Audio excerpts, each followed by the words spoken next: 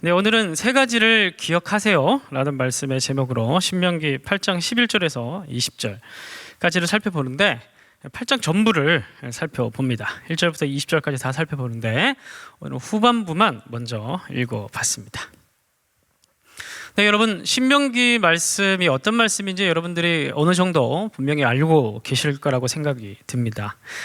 신명기 말씀은 이스라엘 백성들이 이제 40년 광야 생활을 마쳤죠. 그리고 이제 모압 평지에서 이제 눈앞에 무엇이 있습니까? 요단강을 건너면 바로 가나안 땅. 벌써 아주 오래전부터 하나님께서 약속하셨던 젖과 꿀이 흐르는 그런 땅이었던, 약속의 땅이었던 가나안을 목전에 두고 서 있었던 곳이 바로 모압 평지, 그 신명기의 배경이 되는 장면이었죠.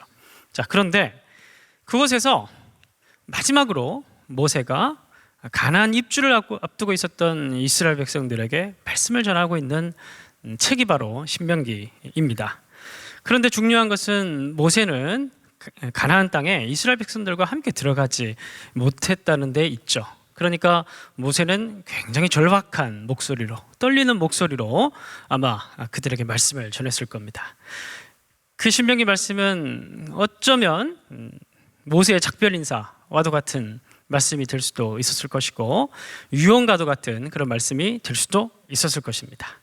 자, 어쨌든 이 신명기의 말씀은 모세의 신학, 그리고 인간 모세의 가장 감정적이고 그리고 인간 모세의 가장 뜨거운 그런 가슴이 담겨 있는 그런 책이다라고 우리가 볼 수가 있겠습니다. 그리고 신명기 말씀에 여러 가지 많은 말씀들이 있지만 오늘 읽었던 이 8장의 말씀은 정말 정수가, 신명기의 정신에 정수가 담겨 있는 그런 말씀이라고 봐도 좋을 것 같습니다.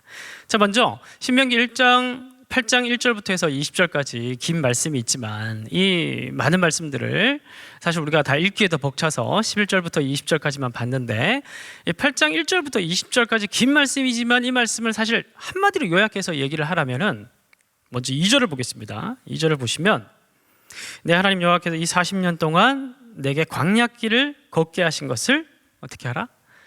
기억하라.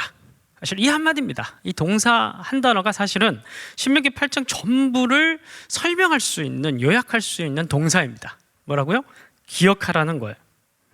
이 기억의 대상은 무엇입니까? 바로 40년 동안 광야길을 걸었던 그 시간을 기억하라는 거예요.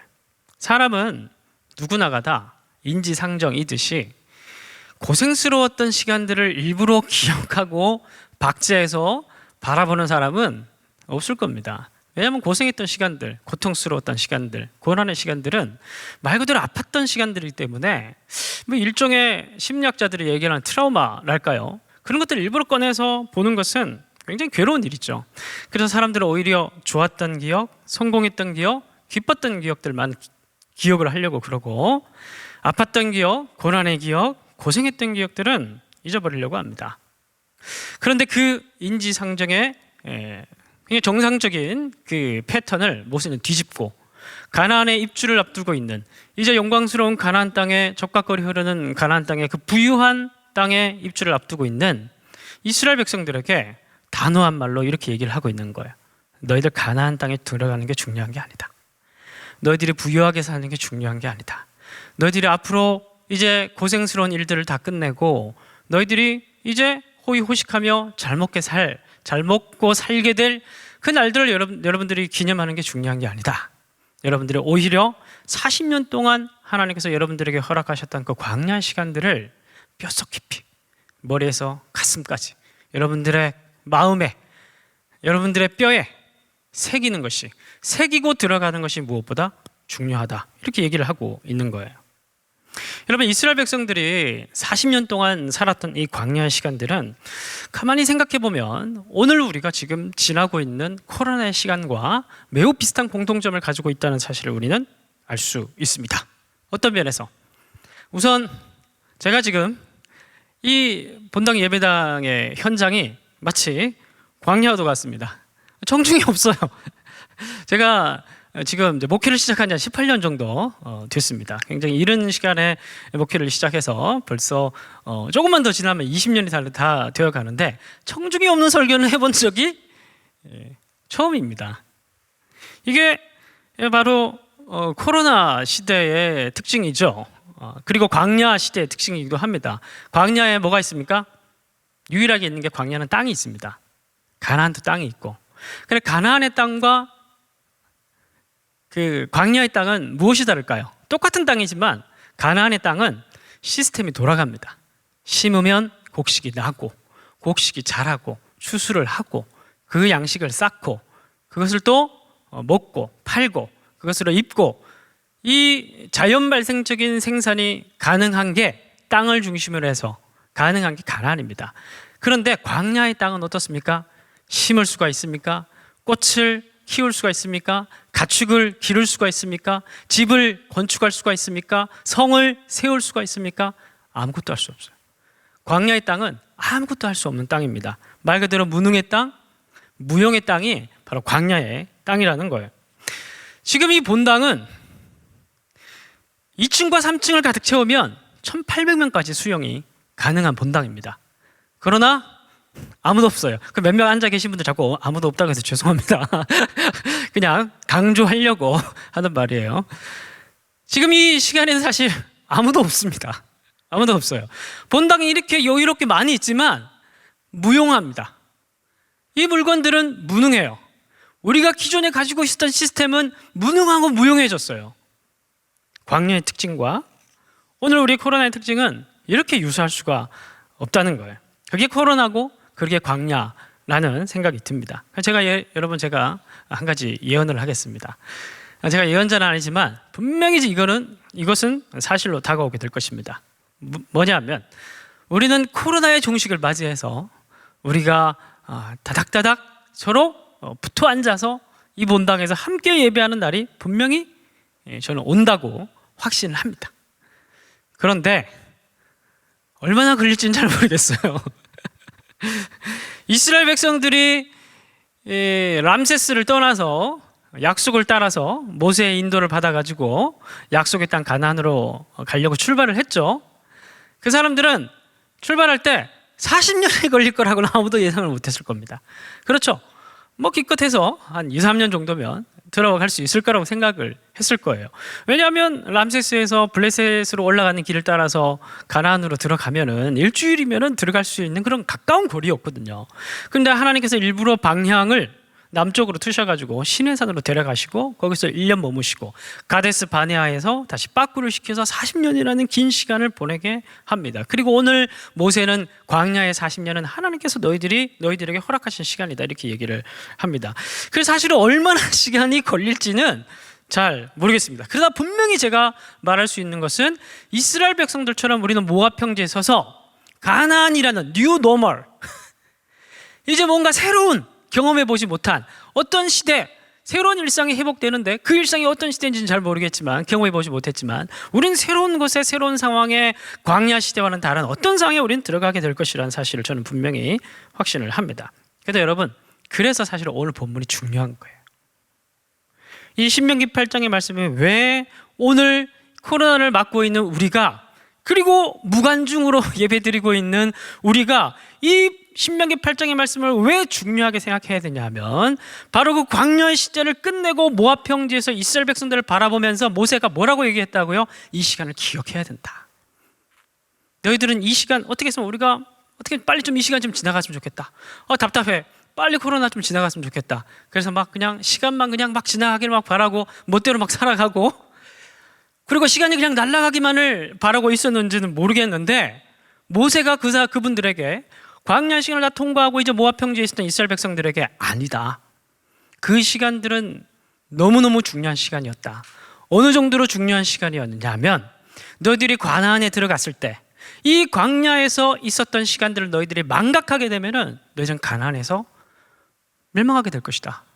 너희들은 가나안에서 사는 삶이 광야에서 살았던 삶보다 광야보다 더 나쁜 광야가 너희들은 가나안에서 경험하게 될 줄 모른다. 뭘 하면?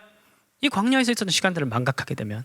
그러나 너희들이 이 가나안에 있었던 시간들을 뼈에 새기고 마음에 새기고 너희들이 기억한다면 가나안 땅에 들어가서도 동일하게 하나님의 함께 하심으로 너희들이 복을 누리게 될 것이다. 그렇게 얘기를 하고 있기 때문에 만약에 코로나의 시대와 그리고 오늘 우리가 살아가고 있는 이 코로나 시대와 이스라엘 백성들의 광야 시대가 만약에 공통점이 있다면 우리는 신명기 8장의 모세의 이야기를 절대 그냥 허투루 지나갈 수가 없다는 얘기인 겁니다. 자, 그렇다면 우리가 한번 합리적 질문을 던져봐야 되죠. 왜 망각해서는 안 되냐? 왜 그토록 광야 시간들, 고생했던 시간들, 어려웠던 시간들, 그 아팠던 시간들이 왜 우리에게 중요하냐? 그 질문들을 한번 던져봐야 되는 것이죠. 2절 말씀을 계속 한번 이어서 보면, 내 하나님 여호와께서 40년 동안의 광야길을 걷게 하신 것을 기억하라. 광야길을 허락하신 것을 기억하라. 이거는 성경에서 굉장히 자주 나오는 이유를 말하고자 하는 접속사입니다. 왜냐하면 광야 시간을 왜 하나님께서 40년이라는 긴 시간 동안에 허락했냐 하면 너를 낮추시며 너를 시험하게 하시기 위해서. 시험 때문에 광야 시간은 어떤 시간? 시험의 기간이었다고 얘기를 하는 겁니다. 근데 우리가 단순하게 시험하기 위해서라고 얘기했을 때 단순하게 그냥 테스트 하려고 그랬나 보다 라고 생각을 하고 그냥 피상적으로 넘어가서는 안 됩니다. 좀 단어풀이를 좀 해보고 싶은데요. 이 시험하다라는 낫사라는 이 단어는 사실 창출 레민신 이 5권의 책을 모세가 썼죠. 마지막 책 신명기도 모세가 썼는데 신명기 8장에서 낫사 시험하다라는 단어를 창세기 22장에서 이미 모세는 한번 아브라함의 이야기를 설명해서 한번 씁니다. 창세기 22장 1절을 한번 띄워주시죠. 22장 1절 다 같이 한번 읽어보겠습니다. 그 일 후에 하나님이 아브라함을 뭐 하려고? 시험하시려고 라고 얘기하는데 여기서 사용되어졌던 단어도 낫사라는 단어입니다. 근데 여러분 중요한 건 이 단어가 그렇게 자주 사용되는 단어가 아닌 매우 특별한 단어라는 겁니다. 시험하시는데, 그리고 이 시험은 광야의 시험, 그리고 아브라함에게 하셨던 하나님의 시험, 바로 22장에서는 이삭을 바치라, 다시 내게 돌려다오 라고 얘기했던 하나님께서 아브라함에게 요구하셨던 시험, 그 시험이 창세기부터 신명기까지 저자라고 불리우는 이 모세가 어떤 연결성을 가지고 어떤 공통점을 가지고 이해하고 얘기하고 있다는 사실을 우리는 연구를 통해서 알 수 있게 됩니다. 자, 그러면 창세기 22장을 다시 한번 더 우리가 복기를 해 봐야 되는 것이죠. 창세기 22장에서 하나님께서 1절을 보면 이삭을 바치라고 했죠. 이삭을 바치라고 했는데 그 전의 이야기를 우리가 다시 한번 추적을 해 보면 이 이삭은 아브라함이 어떻게 낳게 되었습니까? 우리가 잘 알고 있듯이 아브라함의 힘으로 이 이삭을 낳았던 것이 아니라 사라의 태도 죽어 있었고 아브라함의 태도 죽어 있었습니다. 이 두 가지의 이야기, 창세기 22장과 신명기 8장 광야의 이야기와 아브라함의 이야기의 연결성, 그 공통점을 우리는 찾아봐야 된다고 그랬죠.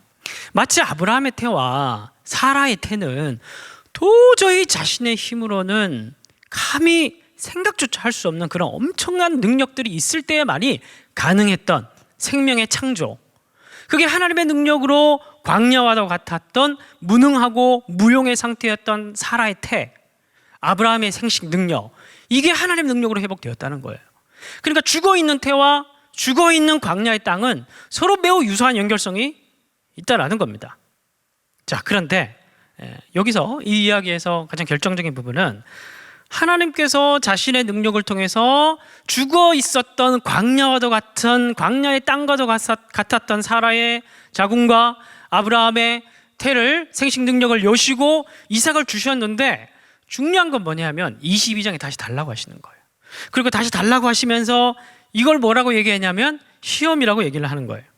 자, 22장 1, 2절을 다시 한번 끝까지 한번 읽어보겠습니다. 그 일 후에 하나님이 아브라함을 시험하시려고 그를 부르시되 아브라함 하시니 그가 이르되 내가 여기 있나이다. 여호와께서 이르시되 내 아들 내 사랑하는 독자 이삭을 데리고 모리아 땅으로 가서 내게 일러준 한 산 거기서 그를 번제로 드리라. 그리고 이걸 뭐라고요? 낫사, 시험하셨다. 자, 여러분 오늘 말씀 다시 돌아보겠습니다. 16절 성경 한번 보시죠. 8장 16절 다시 돌아와서 16절 보시면 내 조상들이 알지 못하던 만나를 광야에서 내게 먹이셨나니 이것도 마찬가지입니다. 광야는 스스로 곡식을 생산할 수 없는 것이기 때문에 외부의 능력, 전혀 상상할 수 없는 능력, 그러니까 땅이 능력이 없으니까 무슨 힘을 빌려야 되는 겁니까? 하늘의 힘을 빌려야 되는 거죠. 그죠? 하늘의 능력을 빌려서 이제 이 광야의 땅에서 생명이 나게 해서 이제 살아가는 사람들이 먹어야 되는데, 날마다 이스라엘 백성들은 광야에서 하늘의 능력을 통해서 만나를 먹는 그 체험을 40년 동안 했다는 겁니다. 그런데 16절 계속 보면 재밌는 게 뭐냐면, 만나를 광야에서 내게 먹이셨나니 이는 왜냐하면이죠. 이는 왜 만나를 먹이셨냐 하면, 그죠? 다 너를 낮추시며 너를 시험하사 낫사. 앞에서 얘기했던 단어가 다시 나옵니다. 그러니까 1절에서 했던 그 시험을 조금 더 구체화시켜서 16절에 설명하고 있는데, 그 시험이 결국 광야에서의 시험이 무엇과 관련이 있냐? 만나와 관련이 있다는 거예요. 핵심적으로 이 시험을 설명하기 위해서는 만나를 가져다 와서 충분히 설명이 가능하다라고 16절에서 얘기를 하고 있는 겁니다. 그래서 여러분, 이 만나가 시험이라고 얘기를 하는데 왜 만나가 시험일까 한번 생각을 해봐야 되는 것이죠. 그리고 아브라함의 이야기와 어떤 관련이 있나를 우리가 또 한번 생각을 해봐야 되는 것이죠. 여러분, 출애굽 백성들이 광야 생활 동안 40년 동안 매일 만나를 먹었던 이 사건의 가장 특징적인 부분은 뭘까요? 여러분들 주일학교를 정상적으로 잘 통과하신 분들은 바로 답이 나오셔야 되는데, 만나 이야기에서 굉장히 특징적인 부분은 뭘까요? 가나안 땅에서 있었던 특징들과 광야 땅에서 있었던 특징들을 비교해 봤을 때 먹는 것과 관련을 해서, 곡식과 관련해서 만나를 주는 하나님이 만나를 베푸시는 사건에서 굉장히 특징적이고 차별되는 부분은 뭘까요? 그건 만나를 딱 하루치만 줬다는 거예요. 절대 만나를 모을 수 없게 했다는 겁니다. 만나를 모을 수 있었다면 오늘 좀 덜 먹고 내일 배부르게 먹을 수도 있고, 쌓았다가 팔 수도 있고, 여러 가지 많은 다른 방법을 할 수 있었을 겁니다. 그러나 하나님께서는 40년 동안 무엇을 하셨냐면 매일 먹을 수 있는 만나만 주십니다. 아침에 만나를 받고 저녁이 지나면 남기면 다 썩어요. 매일 만나를 받지만 매일 내 손은 빈손이 되는 거예요. 내가 매일 만나를 받지만 나는 만나를 절대 소유할 수가 없는 거예요. 나는 늘 하나님께 만나를 받지만 내가 가질 수 있는 만나는 하나도 없는 거예요. 그래서 내 손은 늘 빈손이 되기 때문에 결국 만나를 구한다는 것은, 광야에서 만나를 구한다는 것은 하나님을 구한다는 것과 같은 동격이 되어버리는 거예요. 이 훈련을 하나님께서는 40년 동안 이스라엘 백성들에게 했다는 거예요. 절대 가질 수 없는 만나를 매일 가지게 하셨다는 거. 그리고 이것을 가리켜서 뭐라고 얘기하시냐면 낫사라고 얘기를 하는 거예요. 이건 시험이다라고 얘기를 하는 거예요. 그러니까 이 시험은 단순히 테스트가 아니라 훈련이 되는 겁니다. 뼈에 새기는 사건인 거예요. 마음에 새기는 사건인 거예요. 빈손을 만드는 것, 늘 빈손이 되는 것, 매일매일 받지만, 매일매일 하나님께 무언가를 받지만, 그러나 그것은 사라지고 다시 빈손이 되어서 하나님을 구하게 만드는 것. 그래서 그 만나의 이야기를 통해서 이스라엘 백성들이 40년 동안 매일매일 훈련받으면서 깨닫게 된 것은, 나는 빈손이구나. 하나님께서 주셔야 채울 수 있구나. 내가 구해야 될 것은 만나가 아니라 하나님이구나. 하나님이 나를 먹이시는구나. 땅이 나를 먹이는 게 아니라 하나님이 나를 먹이시는구나. 그거를 몇 년 동안요? 40년 동안. 마찬가지로 아브라함의 이야기로 돌아가서, 아브라함의 행복을 위해서 하나님께서 이삭을 주신 게 아니에요. 그게 22장 가서 밝혀지는 거예요. 아브라함의 행복을 위해서, 너 그래 자식 없지? 그럼 진작 주셔야죠. 70몇 살에 하나님께서 약을 주셨다가 100살에 주시잖아요. 금방 주시지 않아요. 뭔가 이삭은 아브라함에게 믿음의 조상이 되게 만들기 위한 그 아브라함에게 하나님께서 어떤 장치와도 같은, 어떤 표징과도 같은, 그런 잔인한 자비와도 같은 어떤 부분이었다는 거예요. 그래서 그렇게 100살에 하나님께서 이삭을 주시죠. 그리고 그것을 다시 달라고 합니다. 행복을 위해서 주신 게 아니었던 거예요. 분명히 아브라함은 이삭을 받고 굉장히 기뻤을 겁니다. 그리고 시간이 지나가면서 처음에는 하나님께 감사했지만 시간이 지나가면 어때요? 처음엔 감사했지만 내 아들, 처음에는 하나님이 주신 아들, 시간이 지나면 내 아들이 되는 거예요. 그런데 여러분, 이 아들은 하나님께서 다시 달라고 말씀하셨던 것은 네 아들이 아니라고 얘기하고 싶은 거예요. 너는 늘 빈손이었던 존재였다는 걸 말씀하고 싶은 거예요.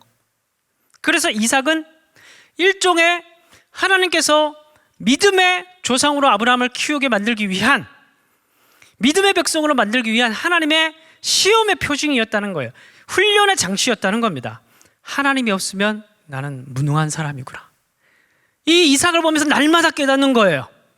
광야에서 무능했던 자신을, 자기 힘으로는 풀 한 포기 기를 수 없었던 자신을, 광야에서는 꽃 한 송이 키울 수 없었던 자신을, 날마다 아브라함은 이삭을 보면서 자기 자신을 깨닫는 거예요. 그리고 또 한 가지, 광야에서 만났던 하나님을, 아브라함은, 이스라엘 백성은 광야에서 만났던 하나님을 날마다 기억하게 되는 겁니다. 만나를 통해서. 아, 나의 생명은 하나님께로부터 오는구나. 내가 모든 것을 다 잃어도 하나님을 얻으면 모든 것을 다 얻는 것이구나. 그것을 깨닫게 만드시고 훈련하게 만드시기 위해서 아브라함에게 이삭을 주시고 다시 달라고 요구하시고 이스라엘 백성들에게 매일 만나를 통해서 훈련하셨다라는 겁니다. 그 말씀을 읽다 보면 하나님 진짜 너무하신다. 이게 내 인생이라면 얼마나 답답할까요? 이게 내 인생이 아니니까 그냥 성경 좋은 말씀인데 이렇게 읽는 거지, 우리 인생의 40년 광내 기간을 지나면서 매일 이렇게 좀 쌓아놓고, 그렇죠 여러분? 좀 쌓아놓고, 그죠? 그렇게 해야 되는데 매일 하나님께 빈손으로 나오게 한다면 하나님 좀 이 손 채워주시면 안 됩니까? 내 통장 좀 채워주시면 안 됩니까? 하나님 늘 나는 마이너스 통장을 가지고 살아야 합니까? 그렇게 우리는 40년을 그렇게 한다면 정말 우리는 답답할 거예요. 근데 여러분, 이 이야기는 정말 오늘 후대 우리들에게 하나님께서 정말 중요한 진실을 알려주고자 하는 굉장히 중요한 이야기들, 장치라는 거예요. 그래서 우리가 너무하다고 생각하면 안 되고 12절부터 14절까지 한번 보겠습니다. 12절 8장, 신명기 8장 12절. 내가 먹어서 배부르고 아름다운 집을 짓고 거주하게 되며 가나안에 들어가서 말이죠. 13절. 또 내 소와 양이 번성하며, 가나안은 저절로 그렇게 돼요. 시스템이. 내 은금이 증식되며, 막 투자하는데 다 상한가를 치는 거예요. 가나안은 그런 특징들이 있어요. 광야에선 절대 되지 않는 것들이에요. 그래서 결국 어떻게 돼요? 내 소유가 다 풍성하게 될 때에 어떻게 될 수 있다는 겁니까? 14절 다 같이. 내 마음이 교만하여 내 하나님 여호와를 잊어버릴까 염려하노라. 여러분, 인간을 만드신 게 누굽니까? 하나님이죠. 그래서 인간을 가장 잘 아는 게 하나님이죠. 사람은 원하는 것을 얻고 나면 목소리가 달라진다는 것을 하나님은 너무 잘 알고 있습니다. 그리고 저도 너무 잘 알고 있습니다. 집에 애기들을 키워보면 뭔가를 달라고 할 때는 목소리가 아주 달라요. 톤이 다릅니다. 아빠, 저희 첫째 딸이 중학교 2학년이 됐는데 요즘은 톤을 그렇게 밝혀요. 돈을 주는 걸 제일 좋아합니다. 옛날엔 돈의 가치도 잘 몰랐는데 이제는 용돈만 주면 오케이, 아빠 no. 그래서 늘 목소리가 뭔가 필요할 때 아빠 이렇게 얘기를 했다가 주면 불러도 대답을 하지 않는, 그게 저희 집 자손들의 모습입니다. 용돈이 필요할 땐 톤이 올라갔다가 용돈을 받고 나면 불러도 대답하지 않는 사람은 그렇게 악한 존재라는 사실을 저는 아이들을 키우면서 잘 알게 됩니다. 하나님은 얼마나 더 잘 알고 계실까요? 기름지고 배부르면 마음이 높아지고, 차라도 바꾸면 목소리가 달라지고, 이사라도 가서 조금 넓은 집에 가면 참 신기해요. 표정이 어떻게 이렇게 바뀌는지. 그런데 여러분, 인간들이 다 어디 학원 가서 배우나 봐요. 여러분, 제가 지금 말한 거 정말 한번 주변에 관찰해 보십시오. 정말 인간이라는 존재가 조금이라도 뭔가를 자기가 증식했고, 조금이라도 뭔가를 자기가 나아졌다고 생각이 들면 표정과 말투, 행동, 다른 사람을 대한 태도가 신기하게 바뀝니다. 회사에서도 보면 어제 나랑 똑같은 위치였어요. 분명히 나랑 똑같이 입사를 해서 이제 똑같이 주임이고 대리고, 그런데 이제 줄을 잘 써요, 이 친구는. 그래서 오늘날 이 친구는 승진을 했어. 어제까지 나와 커피를 마시며 자유롭게 대화하던 이 친구가 승진을 하고 난 뒤에는 아마 말을 섞지 않으려고 그래. 뭔가 말톤이 달라졌어요. 뭔가 나와 대화를 하려고 잘 하지 않아요. 왜 그런 심리가 발동할까요? 여러분 많이 겪잖아요. 왜 그런 심리가 발동할까요? 급이 다르다고 생각하는 거예요. 이제 너와 나는 급이 달라졌다고 생각하는 거예요. 너랑 말 섞으면 내가 옛날 급으로 돌아갈 것 같은 느낌이 들어서 말을 섞지 않으려고 그러는 거예요. 그래서 인간들이 늘 그런 상황이 되면 늘 중간에 뭘 끼워놓습니까? 중간에 소통하는 다른 사람을 끼웁니다. 중간 관리자를 세워요. 그래서 뭔가 인간의 소통의 관계를 굉장히 복잡하게 만듭니다. 근데 여러분 놀랍게도 이것은 교회나 회사나 학교나 친구 관계나 어디를 가든지 인간들의 관계는 자기의 위치가 다르다고 생각하고 자기가 더 많이 가졌다고 생각하고 자기가 더 우월하다고 생각하면 똑같은 인간들끼리 만나면서 어디 가서 학원에 가서 진짜 배우나 봐요. 제가 지금 한번 설교를 준비하면서 제가 곰곰이 생각해 봤는데 정말 다 그렇더라고요. 저 같은 경우에도 그렇더라고요. 제가 그 보험가로 200만 원 되는 라세트를 지난주에 바꿨습니다. 13년 된 소나타로 보험가액이 이제는 350만 원이더라고요. 그래서 조금 더 넓어진 차를 타니까 아침에 거울을 보니까 표정이 바뀌어 있더라고요. 오늘도 한 번 더 차를 타고 나오고 싶고 누군가를 태우고 싶고 이렇게 천박한상식을 가지고 있는 게 인간의 모습이라는 거예요. 하나님이 너무 잘 알고 계시는 겁니다. 이스라엘 백성들이 가나안에 들어가면 등 따시고 배부르면 금방 하나님을 잊어버리게 될 것이라는 것을 하나님은 아셨어요. 그리고 17절에서 그걸로 끝이 아니에요. 하나님이 얼마나 우리를 잘 아시는지 17절 한번 다 같이 읽어볼까요? 시작. 그러나 내가 마음에 이르기를 내 능력과 내 손의 힘으로 내가 이 재물을 얻었다. 이 인간들이 얼마 전까지 뭐 하던 인간이에요? 광야에서 풀 한 포기도 심을 수 없었고 자기 힘으로 꽃 한 송이도 심을 수 없었던 쌀 한 톨도 자기 힘으로 만들어낼 수 없었던 무능하고 무용한 인간들이었어요. 오늘 말씀의 제목이 세 가지를 기억하는 거예요.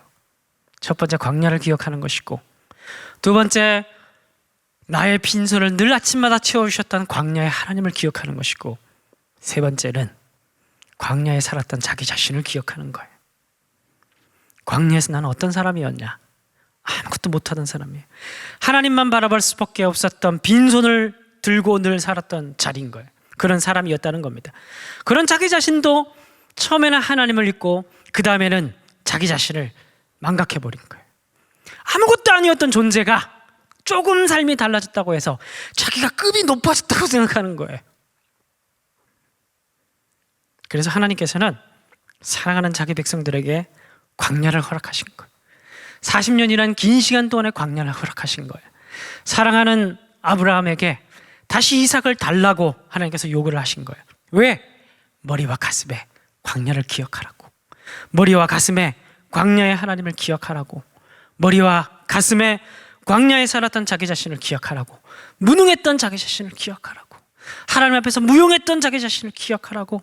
그래서 너는 하나님 없이는 살 수밖에 없는 존재라는 사실을 기억하라고. 어떤 것도 의존하지 말고 하나님만 의존하며 살라고. 네가 지키려고 하는 건강, 네가 많이 벌려고 하는 돈, 네가 올라가려고 하는 지위, 그런 건 내일 아침 되면 하나님께서 언제든 다 달라고 하면 가져갈 수 있다는 거. 그걸 기억하라는 거예요. 그걸 40년 동안 해도 이스라엘 백성들은 들어가서 멸망을 당했죠. 그런데 그걸 기억하는 게 가나안에 살든 광야에 살든 그게 복받는 길이다 라고 오늘 본문에서 얘기를 하고 있는 겁니다. 그런 의미에서 앞에서 얘기했지만 우리는 이 코로나의 기간이 끝나기만을 오매불망 기다린 것이 아니라 이 광야의 기간 동안에, 이 코로나의 긴 시간 동안에, 언제 끝날지 모르는 이 코로나의 기간 동안에 우리는 신학적 통찰을 할 수가 있어야 돼요. 과연 하나님께서 이 시험 기간을 통해서 우리에게 무슨 말씀을 하시고자 하시는가? 우리 한국교회에 무슨 메시지를 주려고 하시는 것인가? 우리 자신들에게 무슨 메시지를 주려고 하시는 것인가? 1차 시험, 본당의 사람을 다 빼버리시는 것. 이곳에서는 늘 사람들이 가득했죠. 강단을 메우는 가득했던 성가대가 있었고 찬양팀도 가득했고 뭐 지금 없다는 건 아니지만 설교자가 당하는 광야 시험, 1차 시험. 너 이래도 여기가 꽉 찬 것처럼 설교할래?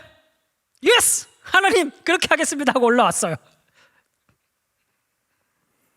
이제 모니터 앞에 앉아서 예배드리고 있는 여러분들에게 하나님께서 물으시는 거예요. 주변에 사람 없고 꽉 찬 사운드 없고 많은 군중 없고 눈앞에 보이는 설교자 없고 아무것도 없이 작은 모니터 앞에서 예전처럼 신령과 진정으로 예배할래? 우리들에게 지금 묻고 계신다는 거예요. 다 회수해 가시고 너 그거 자랑했지? 3일교회 10,000명 넘는다고 자랑했지? 너 이런 상황에서 예배할 수 있냐? 너 내 찬양 다 빼버릴게. 너 무반주로 찬양해봐. 너 무반주로 찬양해봐. 그걸 물으시는 기간인 거예요. 성가대 다 치워버리고 그럴듯한 것, 그리고 그래서 여러분 특무한 게 뭐 이상하다는 것도 아니고 특성이 뭐 이상하다는 게 아니에요.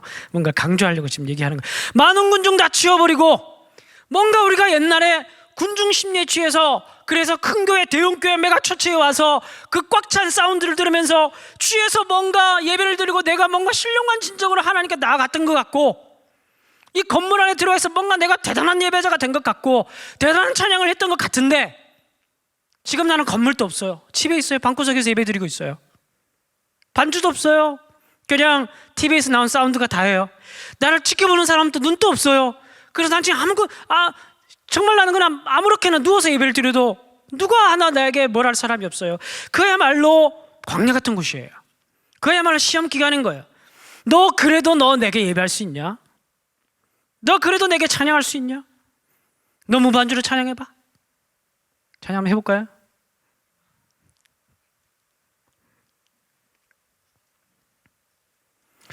너희들 옛날에 1,000명씩 비행기 전선해서 제주 성교 간다고 너 친구 목사한테 자랑했지? 제가 그랬어요. 3일교회 와보니까 비행기를 전선하고 성교를 가는 교회를 내가 왔어. 어머 이런 교회가 다 있지? 비행기 한 대로 안 돼. 지금 비행기도 못하죠. 사람을 만날 수가 없어요. 성교하고 전도하고 싶어도. 옛날에 했던 영상 틀어놓고 그때 좋았지. 그거 외에는 할 수 있는 게 없어요. 너 이런 상황에서도 너 영혼 사랑한다고 얘기할 수 있고 너 이런 상황에서 죽어가는 영혼들이 있는데 너 전도할 수 있니? 너 선교할 수 있니? 이런 상황에서도 때를 얻든지 못 얻든지 너 선교하고 전도한다고 얘기했잖아. 너 그냥 이 광야 기간 시간 끝나기를 너 기다릴 거니? 그렇게 우리가 묻고 계시는 시간인 거예요. 이 광야의 시간은 진짜 우리가 하나님을 사랑했는지 점검하는 시간인 거예요. 이삭을 바쳐라. 내가 줬던 거 다 다시 달라. 다 빼버리시는 거예요. 다 빼버리신 거예요. 그렇게 이 귓가에 우리에게 날마다 예배 시간마다 주일마다 찬양할 때마다 우리 귓가에 그렇게 말씀하시는 거예요. 우리가 이 2년이란 긴 시간 동안에 우리가 어떻게 이 시간들을 보내왔는지 돌아봐야 되는 시간인 거예요. 지금 이 시간은. 이 시간이 언제 끝날지 몰라요. 그리고 끝나는 것만을 기다려서는 안 돼요. 왜냐하면 광야 시간이기 때문에. 우리가 때로는 어떤 사람들이 이 코로나의 시간을 새로운 기회로 삼아야 된다. 새로운 시대를 준비해야 된다. 오케이, 좋습니다. 전적으로 동의합니다. 진짜 새로운 시대가 도래할 것 같아요. 그러나 여러분, 새로운 시대를 준비하는 것도 중요하지만 우리가 먼저 할 게 있어요. 방구석에서라도 신령과 진정으로 예배할 수 있는 사람이 되는 거예요. 이삭을 하나님께 드리는 거예요. 매일 아침마다 빈손이 된 훈련들을 기억하고 하나님만이 아무것도 없어도 하나님만이 전부입니다 라는 고백들을 진심으로 이 시간 이 모니터 앞에서 하는 거예요. 정말 우리가 많은 군중 속에서 예배하고 그 군중 심리에 취하고 꽉 찬 사운드에 심취했던 거 우리가 내 신앙 아니었습니다. 나는 이렇게 보잘것없는 사람입니다. 규모적인 것, 숫자적인 것, 눈에 보이는 것 없으면 눈에 보이지 않는 하나님께 지금 이 시간 밤을 다해서 한 소절의 진심의 찬양도 할 수 없고 단 1분의 신령과 진정으로 드리는 예배자로서의 마음을 하나님께 드릴 수 없는 아무것도 없는 사람이었습니다 라고 고백을 하고 다시 우리가 빈손 들고 주님 앞에 나가는 그 시간을 우리가 이 기간으로 삼아야 되는 거예요. 여러분 2절 우리가 16절 뒤에 보면 이른다 너를 낮추심 시험하사 마침내 내게 복을 주려 하심이니라 라고 얘기를 하죠. 마침내 내게 복을 주려 하심이니라. 결국 시험의 끝은 복이에요. 이 코로나의 끝은 복이라는 거예요. 믿으십니까 여러분? 이 코로나를 잘 지나면 우리는 복을 받게 된다는 거예요. 정말 하나님 외에는 아무것도 남지 않는 순결한 신앙을 가질 수 있게 된다는 거예요. 여러분 이 규모적인 것, 우리의 눈에 보이는 것, 이거 하나님께서 일단 가져가셨어요. 여러분 욥의 이야기를 기억하시죠? 1차가 아니에요. 2차도 있었고 3차도 있었어요. 여러분 다른 모든 영역도 다 마찬가지입니다. 종교적인 영역만이 아니라 우리가 건강 이런 것도 우리가 열심히 건강 관리하기 위해서 많이 노력을 하죠. 해야 되죠. 우리 건강 하나님께서 주신 거니까 열심히 관리를 해야 됩니다. 그러나 여러분 우리가 아무리 열심히 건강을 관리하더라도 내일 아침에 하나님께서 가져가실 수도 있어요. 하나님의 건강을 지켜주시면 건강한 거고 하나님이 가져가시면 건강을 잃는 거예요. 우리의 목숨을 지키기 위해서 많이 노력을 하죠. 이 목숨도 내일 아침에 걷어가시면 없는 거예요. 여러분 돈이 많으시죠? 이 돈을 많이 가지기 위해서 많이 투자하죠. 그래서 성경 한 줄도 읽을 시간이 별로 없죠.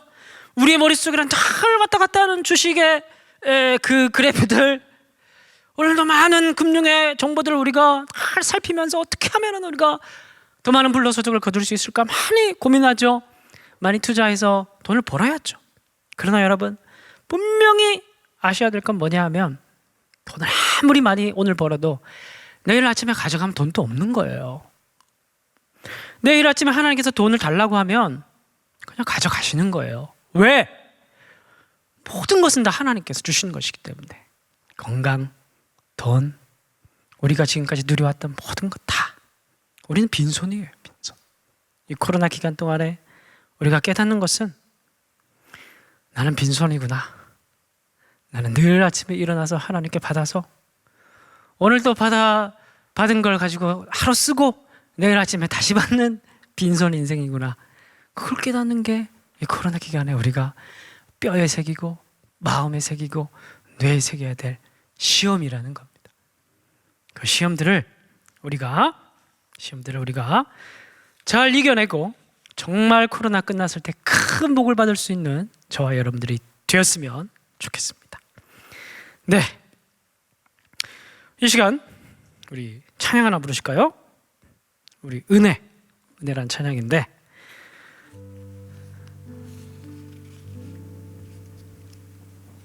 한 10년 전에 POP에서 나왔던 POP 2집에 있던 찬양입니다.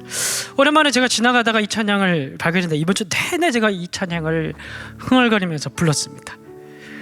왜냐하면 제 차에는 CD가 한 장밖에 없거든요. POP 2집. 그래서 이 찬양 속에 이 찬양이 너무 은혜가 되는 거예요. 은혜로다. 주의 은혜 날 살리신 주의 은혜. 그 은혜 내 맘에 영원히 붙들고 가네. 평생에 영원히 그 은혜가 나를 일으키시네.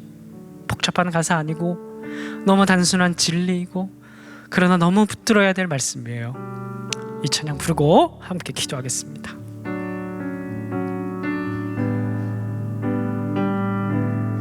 은혜로다 주의 은혜 날 살리신 주님의 그 은혜라 은혜로다 주의 은혜 날 살리신 주님의 은혜 그 은혜 내 맘에 그 은혜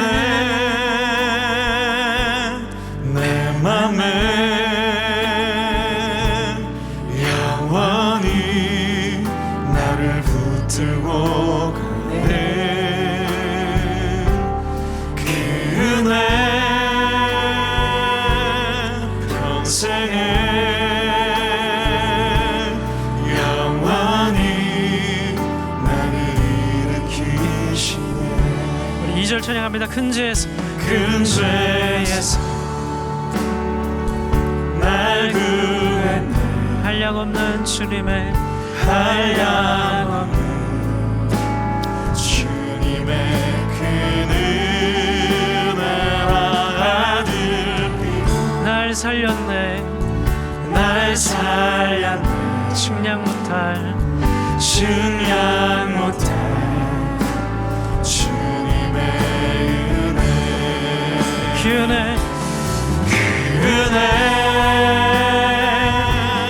내 맘에 영원히 나를 붙들고 가네. 그 은혜 평생에 영원히 나를 일으키시네. 우리 한번 더 고백합니다. 큰 죄에서 날 구했네. 큰 죄에서 날 한량없는 주님의 은혜 한량없는 주님의 그 은혜와 아들 피로 아들 피로 날 살렸네. 증량 못할 주님의 그 은혜 내 맘에 그래 내 맘에 영원히 나를 붙들고 가네. 그 은혜 평생에 그 은혜 평생에 영원히 나를 일으키시네. 그 은혜 내 맘에 그래 내 맘에